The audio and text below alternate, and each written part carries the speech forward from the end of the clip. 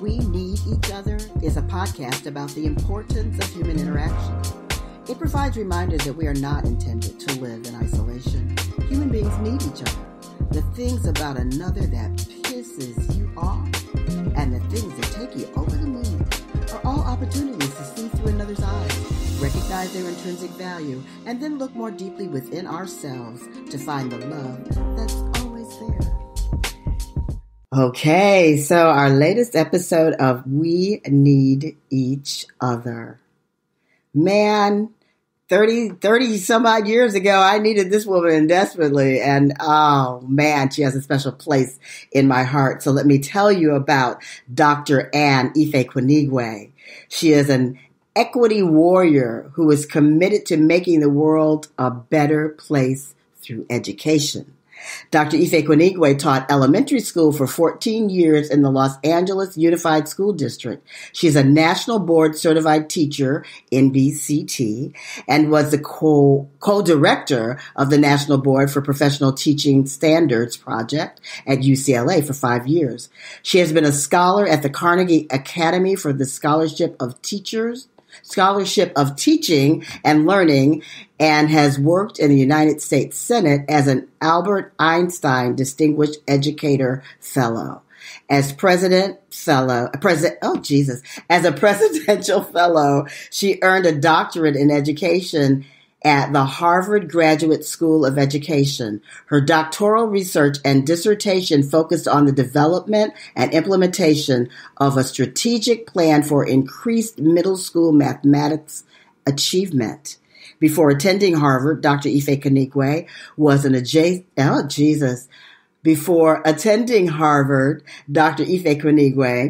adjunct faculty member at Pepperdine University's Graduate School of Education and Psychology, a member of the board of directors of EdSource, and a founding board member of California Alliance of African American Educators. Please welcome this dear heart, Dr. Ann Ifekwunigwe. Oh, Ann, I'm just going to call you Ann. Is that okay? Absolutely. I wouldn't answer for anything else from you, Fran. Oh my God. This woman, I have two daughters. They are 36 and 33 years old. And this woman taught them in, what was it, like second grade? What was second, and third. Well, you had a combined classroom. Exactly. That's you had a combined first, second, third classroom. That's right. I remember that. And her teaching style was so amazing that she helped me to understand my children even better, because, when a teacher spends that much time with your children, they know your children. And my children to this day love and adore this woman. My youngest child, I said, I have a surprise guest. I'm not going to tell you who it is. You're just going to have to wait and see. So she's going to be so happy to know that it is Dr. Ann Ifekwunigwe. Welcome to We Need Each Other. Wow, this is so beautiful for me. It really is. It is. How have you been? What you been doing lately? Let's start with where you are today. Oh, right. So I am in Virginia. I relocated to the East Coast when I started school at Harvard, when I started my doctoral program, and I ended up in an internship in Virginia, and I really liked this part of the country. I found it, I like the pace a whole lot better. It's much slower than Los Angeles is really crazy. It's really crazy right now, I'm telling you. Yes, I bet. Yeah. And my sister had moved at that time to North Carolina. So, yeah, I just found it more welcoming and just a place for me to be than at that time, California. So the school system where I had worked really liked my work, and they asked me to stay. And so I kind of put down some roots, and I've been here in Virginia for more than 12 years now. Oh, wow. Really? Yeah. Oh, I didn't realize. In fact, I remember when Carmen started at Hampton, remember we ran into each other at Target that day. Oh my goodness, that was the last time I saw you. I think in Target in Virginia, of all places. Yeah, Newport right. News. Yeah, Newport News. Wow, that's it. I remember that. Wow, that's crazy. So, Ann, yes, you are an amazing teacher. You were 30 years ago, so I can't even imagine what you're like today. But so I want to ask you, what is it that you love about teaching? So I think it's a complex question that has many different parts in my answer. I think if I were to distill it to the top three, the first part is realizing just how important teachers are and how important teaching is as a profession and as one who has the potential to shape an entire future. I think just knowing how critically important teaching and education writ large is for the health and prosperity of our society. Also, on top of the academic piece is that social, emotional.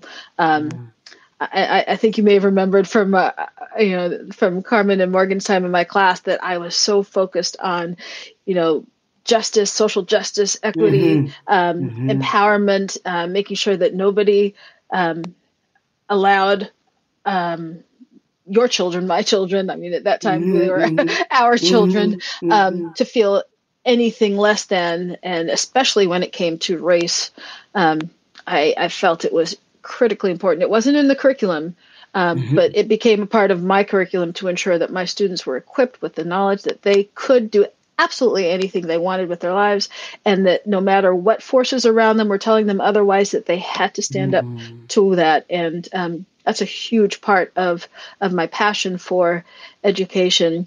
And then taking it a step back to my own experiences, my family, I was not born in America.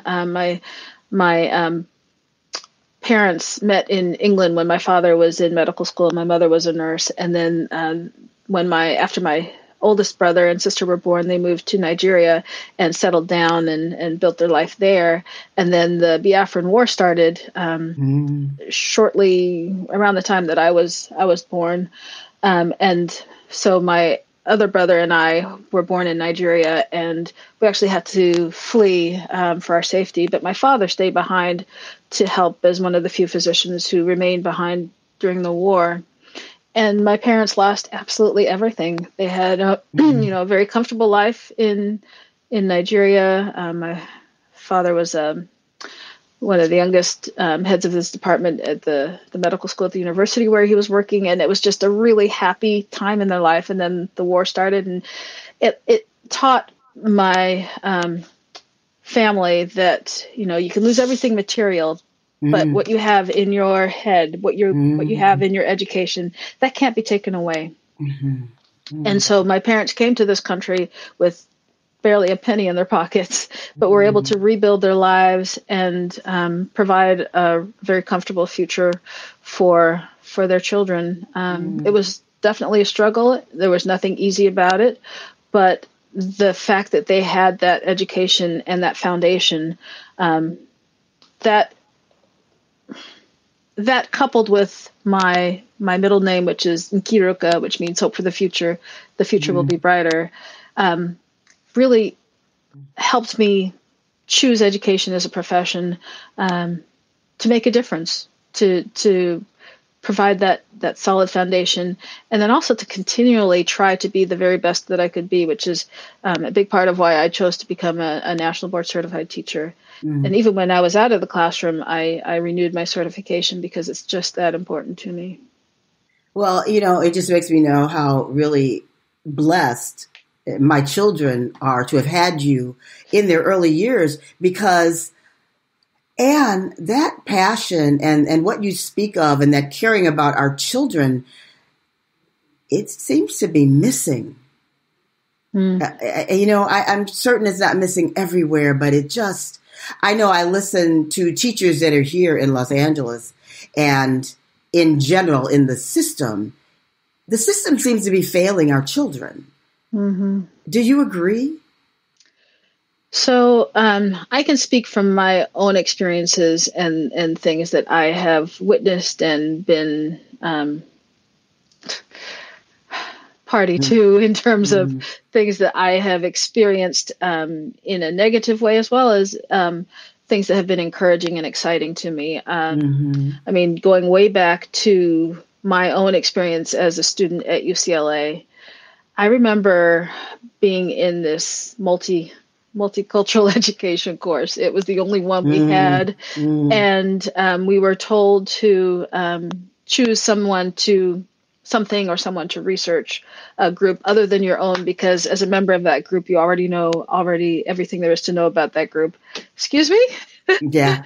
Yeah. I said, no, I do not know. I know of my experiences, but Right. we as a group of Black folk are so multifaceted. And so, I mean, the diversity within groups is greater than the diversity between groups. So, yes, right. I mean, that was problematic. But I do recall during this same class that is just, it has been seared into my memory.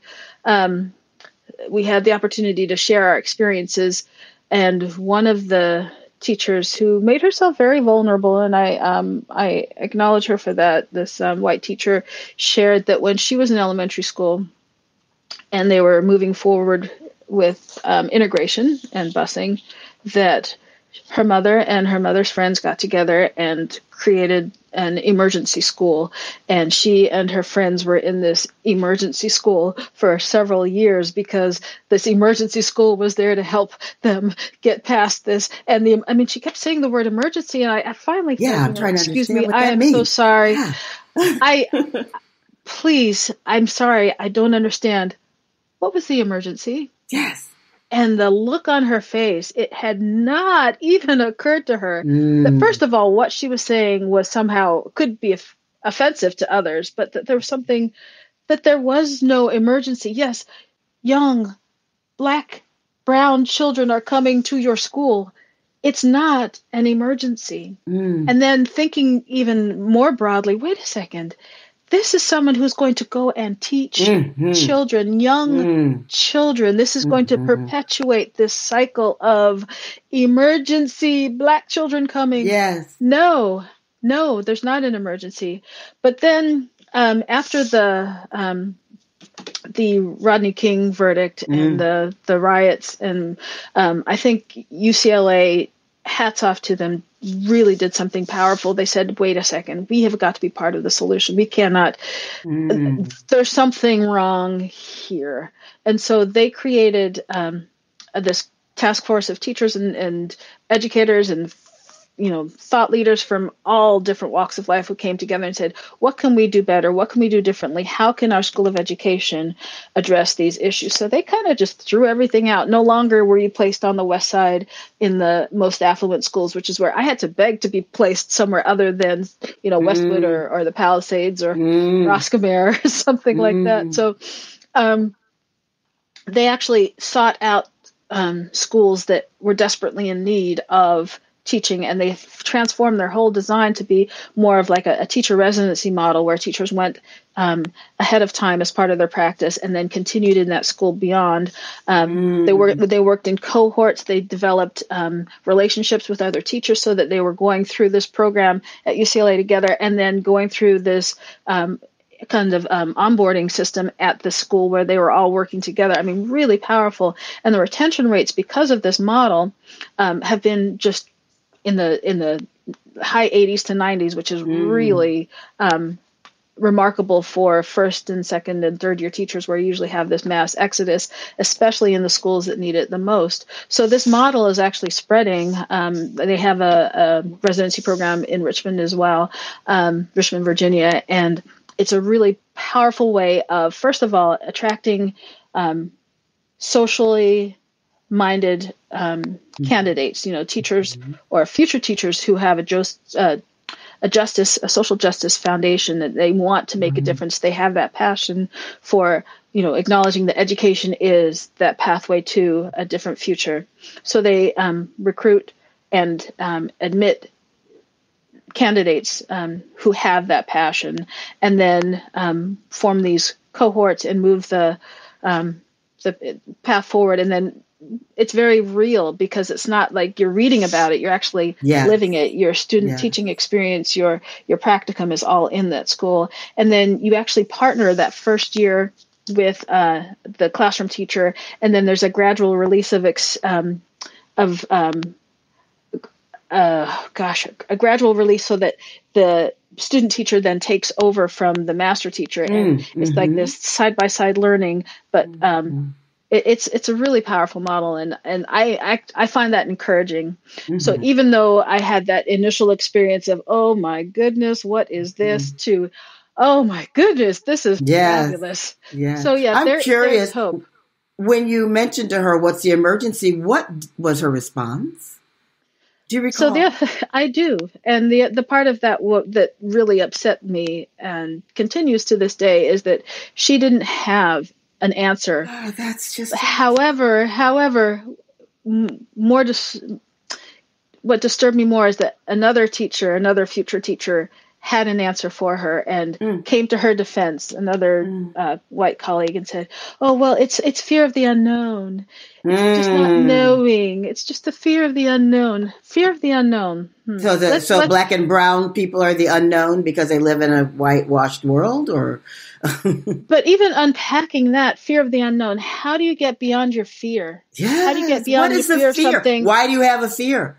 But because you don't know. So you're never going to know because you're hiding away in this emergency school. So you're never, ever going to know what there is to be afraid of or not afraid of. I mean, so the emergency school was to keep the school white and not allow black and brown students. That was the emergency, to protect their white students. Or my understanding of this is that a group of concerned parents got together and created I don't know if it was someone's home or a rented space or in another building, created this experience for, I don't know how many, a dozen, 2 dozen, how many other students whose families were determined that their children would not mix with black and brown children in the school that was being integrated. So it was this. Where was this? Where was this located? In Los Angeles, of course, I want to say it was here in Los Angeles. Yes. Yeah, this was a student in the program, and now again, this was before the reformed model that they created. But yeah, this was one of my classmates, and I don't think it should be any surprise that we had 2 cohorts in this program that year. I was one black student in that cohort, and then in the other cohort there was another black student. So yeah, and the same thing, a very similar experience in my doctoral program at Harvard. The year that I was admitted, I think it was 42 students, only 2 of us. You could only find 2 black folks from the entire country. Really? Yeah. Are you sure? Right. Are you if sure? You try kind of harder. Not at all. Yeah, exactly. Yeah. It's interesting, and in the climate that we're living in right now, it's just so interesting because, I have a format called A Seat at the Table, which is a webinar series, and it's been going on since June, where it started off with these panels of black men talking, healing in public, and they formed. They just love and care about each other because they've had an opportunity to speak truth, open, and heal. And then we did it with women, and then we had men and women come together. And so in recent times, I've had panels because I thought, okay, we need to talk to white people, right? So I've had panels of white people. And last Thursday, we had a panel that was black men and white men talking to each other. And in 2021, after George Floyd and all the awakening that has occurred, you still watch these blank faces and this unknown and this awestruck state for white people when black people are talking about the reality of their everyday life. And it's problematic that they think it's an emergency to be able to understand the culture of other people, because that's really kind of what it comes down to. Do you believe that we have an educational system in the country that desires to fail our black and brown students? Is it its intention? That's a really deep question. That's a really deep question. I, as the eternal optimist, have to say no. I have to say no. I have to say, no, it is not designed to fail. Now, is that the outcome in many places? Unfortunately, yes. I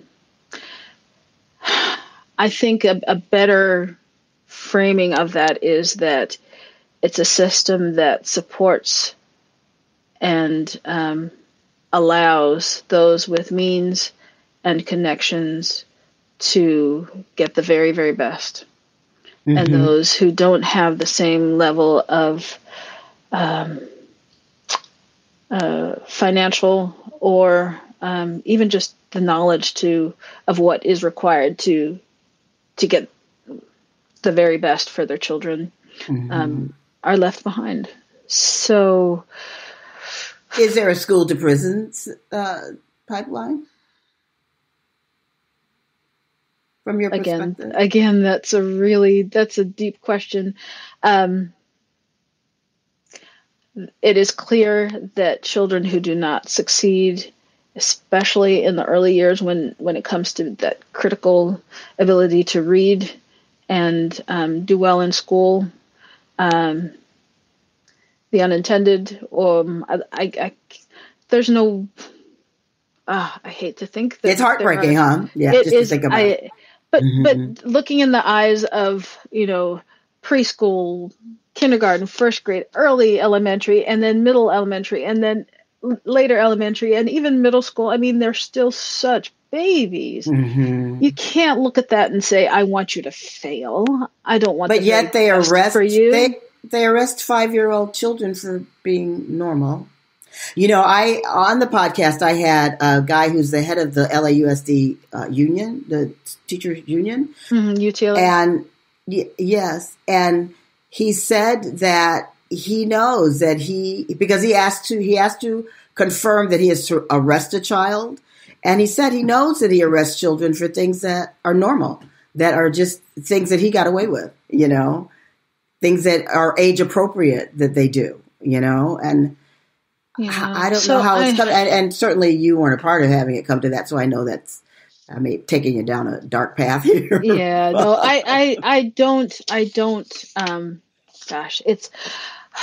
don't want to believe that there's a will to want Black and brown children to fail. I don't believe there is. And I just know that there is, one of the things that drives me nuts when I go into schools, particularly in one of the school systems I was in recently, as an administrator, and seeing little ones walking down the hall with their hands behind their back and a little bubble in their mouths so they can't talk and they can't touch anybody. It's like, no, please don't do that. Please do not put your hands behind your back. Don't do it. Don't do it. There's no need for that. There's just no need. So maybe some of these things are happening unconsciously, and then it's incumbent upon us to raise that awareness and say, there's something wrong here. This is not acceptable. When you have these babies walking with their hands behind their back, what does that remind you of? What does that feel like? Yeah. They're not handcuffed. They needn't be handcuffed, and they need to learn how to control their actions without having their hands, in handcuffs, invisible handcuffs, even though they may be. We can't have them in handcuffs in school. What kindergarten and first grade? No, it's not okay. Are parents playing their role? Do you believe? I see that look on your face. So, I think with every question, I'm going to qualify my answers with, it is really dangerous for me to make generalizations about all families. I have some of the most committed, amazing connected, involved families. I mean, just as you, Hmm. when your children were in my class, I saw you all the time, All the way all through the high time. school. There you And go. all the way through high school. I had Hmm. when Carmen, my youngest graduate, in her senior year, one of the security guards said, "I thought you worked here," because I I was love it. in that I love school it. so much. And I'd walk in the door and people go, "Hey mom, hey mom, hey." I had kids everywhere, Uh-huh. That's So right. yeah, I think it's something that it's important for parents to understand that they must remain involved in their child's education. We switch them away to that teacher and Hmm. where they spend the day. Of course, now it's online, which is another Hmm. situation. Yeah. But it's like we wash our hands and think that somebody else is supposed to take care of them. And I even at one point when Carmen was in middle school and Carmen was in elementary school and Morgan was in middle school. I had a very busy job in advertising, but I made an arrangement to every day pick my children up from school and take them home to the nanny, because I knew that by the time I got home and I said, "How was your day?" I got nothing. Hmm. But if I pick them up right after school, I got everything, But that, I was a little crazy. I was a helicopter mom. There's no question about it. I kind of still am. But they won't let me. They like slap my hand away. But yes, the involvement of parents is important. It's huge. It really is. And then not just involved in their lives. I mean, I think about COVID has changed everything, the pandemic pushing everything online. And I think about the young people I've been working with this year, and it's meant to be their first year in school. Mm, How do you do your very first year of preschool, a 3 and a 4 year old on a computer? But mm, we do whatever we need to make it work, to make it happen.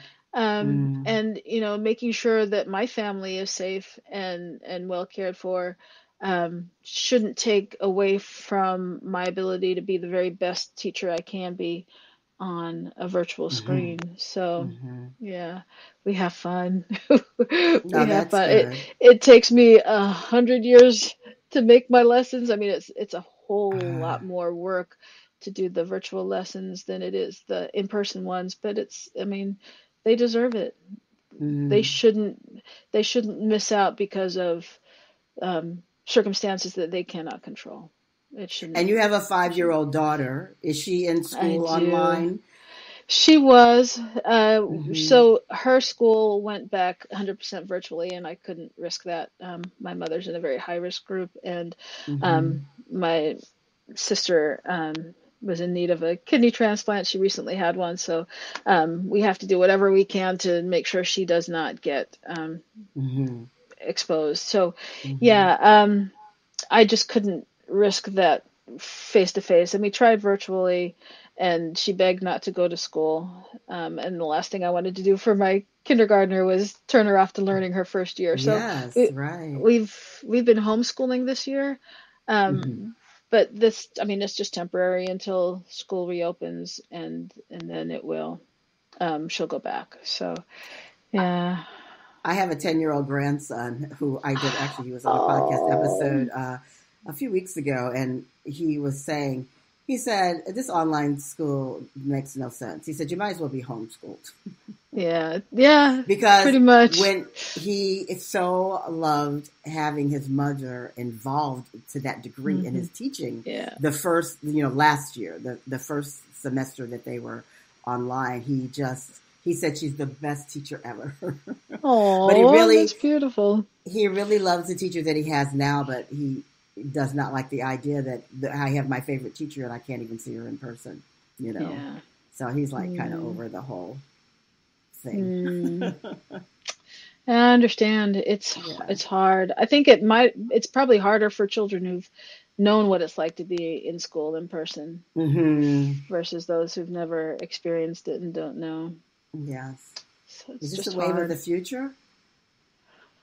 Virtual learning. I know that there's Yes. some children who are doing better with it. Um, it's there are a lot of things popping up that are really capitalizing on the virtual space. I don't know if you're familiar with OutSchool. Mm-mm. Oh, it's a whole platform of specialty classes for that are done online. Sometimes they're just a quick 20, 30 minutes or a whole series. Um, it's a way for a lot of teachers to make extra money doing something that they're passionate and they love. Um, Mm-hmm. but you think about children who may have been online all day. Do you really want to Mm-hmm. put them online again for another class? Eh. But then I again, think if they're everybody's tired of being online. but then their families are willing to pay for these extra courses in these specialty areas. Why not just make school more engaging, more exciting? Yes. Yes. All these different projects Yes. that you can do. Yeah, Yes. it's the I'd say the beauty of this whole situation is that we have the opportunity to, stop, examine Mm-hmm. Mm-hmm. what's working, what's not, Mm-hmm. and how do we take advantage of this time to really fix it. Yes, yes, yes. I agree with you. That is the beauty of this time. And I think a lot of people are doing exactly that. I think a lot of people are Hmm. not doing that at all. But I think there Yeah. are, and it doesn't take everybody. I think a lot of people are really have taken a step back. And there's so much creativity that has burst forward in this world Hmm. Yeah. because of this time that we're living in. So many creative endeavors, Um, and I'm grateful for that. Hmm. So, Yeah. are you going to start a school of your own? That's a great question. I She's not saying no. so honestly, this year has given me a lot to think about, and my current thinking is I'm still trying to figure out what I want to be when I grow up. Yeah, Um, right. so where this takes me, I mean, I'm very actively involved with a whole host of different um, projects and experiences, activities. I'm on the vestry at church. I feel Mm, this, sense of community and this need to continue to give back. So just figuring out where that is. And even though the numbers tell me I'm old, I still feel really young and just ready to take on the world. So that's right. Very yeah, good. Because we yeah. need what you bring. We do. We need, Oh, anybody listening knows we need what you bring because mm-hmm, there's concern about our educational system. There's concern mm-hmm, for our black and brown children in particular. There just really is, and many of them are falling through the cracks in this online learning situation. Many of them are not equipped well enough. I have teacher friends of mine talking about kids that are laying in bed attending school. And how are you gonna lay in bed and attend school? Come on. yeah. I had a child whose mother was frustrated about her not wanting to get out, and she set up the at that point we had tablets, set it up next to the bed, and so we just watched this child rolling back and forth. It's like, please, please don't do that. She's asleep. She's not getting up. She's not doing much of Yeah, right. anything here. Not helping. So we just clicked the remove button and had a chat with mom. Yeah, she Mm, really does need to be up. mm. Um, So no, what no, go what ahead. I was gonna say, what final words can you offer here uh, to benefit our country, in particular our country, because we're way behind in education. Yes, in the numbers in the world, our educational system is pretty low, right? Is that Uh, correct? it depends. I think in innovation and creativity and in the areas that there are a lot of countries that look to us for that. They Mm, want to, in many other countries where the scores may be high, it's a lot because of that rote learning, not so mm-hmm. much because of that creative, innovative, that thinking that really explodes new technology or explodes new ways of doing things. In math and science, we have work to do. Absolutely, Mm-hmm. but then again, look, I mean, what did we just accomplish a couple of weeks ago with the Mars landing? So Mm-hmm. Mm-hmm. we I think it's um, it's definitely not where it needs to be, and it's particularly challenging when you look at specific populations in certain communities and the economics of it, the race. I mean, there's so many things that work against our educational system just lifting all children where they need to be.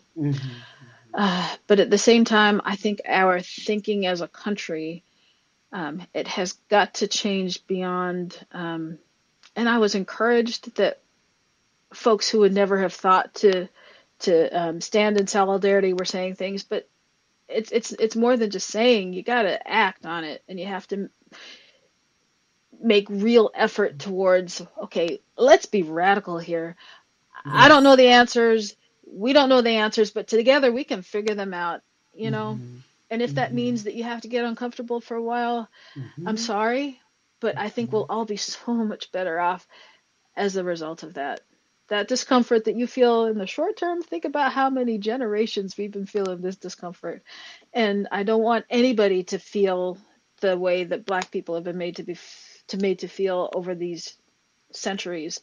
But I do need you to understand, and you need to understand what it has done, and you just understand that it's got to change if we all are going to move forward, because none of us is ever going to be free if any of us is still oppressed. And there you have it. You know, we kind of talked about in the beginning when we were talking about the emergency school.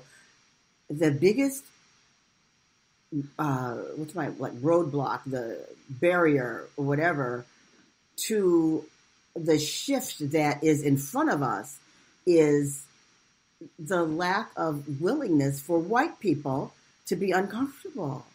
Yeah. That you create an emergency school because you don't want to face a fear that is unfounded.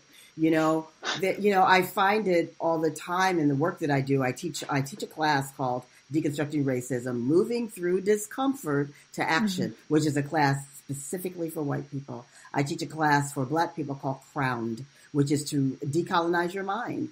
Unhook from the need for white people to be and do anything for you to understand and know your value. But it is so hard, Anne, for white people to step into discomfort when they don't understand that we are uncomfortable all the time. Yeah. Yes. So 3 things that you suggest for any classroom teacher, and 3 things for any parent. Okay, so with either one. First of all, know your students, know their families, and care, really care from a place of, a deep, deep place. Care about the moment, care about what that moment means for next week, next year, next generation. This is huge. When you are a teacher, you are investing in this moment, but investing in this moment as a down payment on a child's entire future and their child's future, and so on and so on and so on. It has to come from a place of love. Love is everything. 3 things for parents.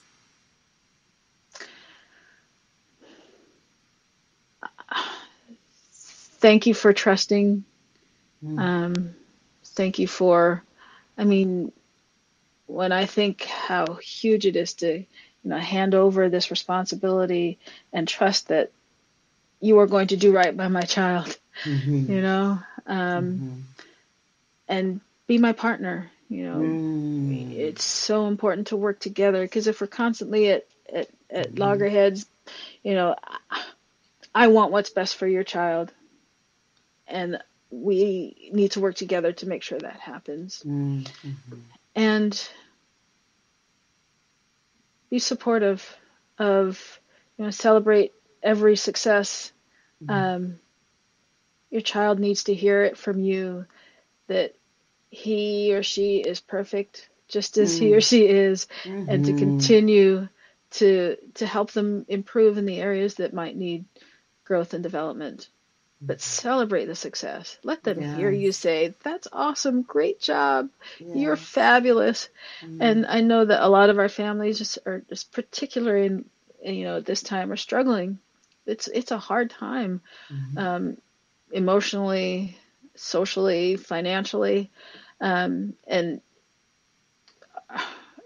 it's a traumatic time, and we need to figure out how can we minimize the impact of that trauma on our children, and really that encouragement, that support, that it's going to be okay. We're here together, and I love you. That's beautiful. Dr. Ann Ifekwunigwe, what an honor to have you on We Need Each Other. Such an exemplification of what that title is all about. You have always been in the 30 some odd years that I've known you. So, it's living proof that whatever our beginnings, whatever they are, sometimes they're very harsh, sometimes they're very difficult to live through, but the beginnings that we have are what allows us to become the amazement that we are potentially able to be. And you are a perfect demonstration of that. And I thank you so much for taking time to be here with us and taking the responsibility of becoming such an amazing human being on behalf of our children. Yeah. Your daughter is a lucky, lucky one to have you as a parent. She truly is. Thank you. You're sweet. I appreciate you. And thank you for this opportunity. I honor and I really value the invitation, and it's been an honor to be here. So thank you. Thank you. We will see you soon. Yes, I hope so. All right. Take care. Right. Give the girls big hugs and kisses for me. I will for sure. Right. I will even show you to my grandson to see this was your mother's teacher. I love it. I love it. Can't wait. All right. Take care, Ann. You too. Bye now. Bye.